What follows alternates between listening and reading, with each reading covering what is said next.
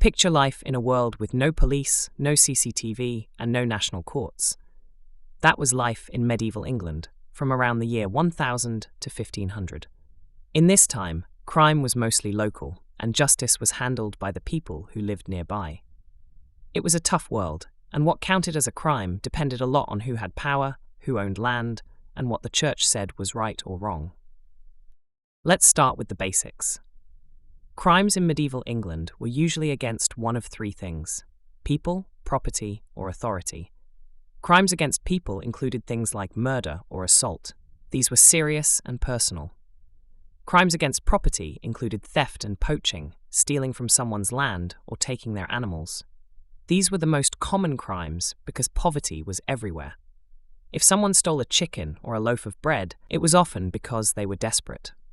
Finally, crimes against authority included things like treason or rebellion. These were seen as dangerous because they threatened the king's power.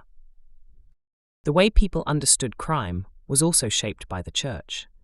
Some crimes weren't just about breaking the law, they were sins.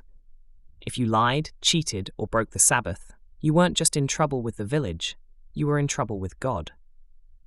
The church had its own courts, and you could even claim sanctuary, a kind of holy protection, if you ran to a church and begged for safety.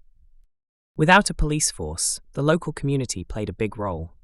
If a crime was committed, people would raise the hue and cry. Everyone in the village had to help catch the suspect. If they didn't, they could be punished too. There were no detectives or crime scene investigators. Instead, justice was about what the community saw and what they believed. Trials often happened in public, and people were expected to tell the truth under oath, sometimes with the church watching. Why did people commit crimes?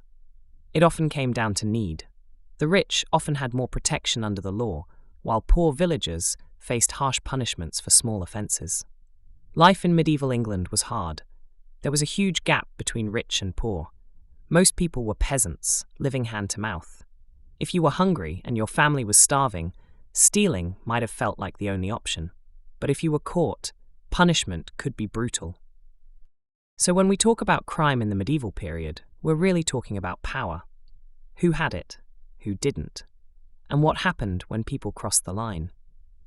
As we move through this unit, you'll start to see how these ideas changed and how they didn't. Let's check your understanding. 1. What were the three main types of crime in medieval England? 2. What was the hue and cry, and why was it important? 3. Why might crimes against authority be treated more seriously than crimes against property or people in this period?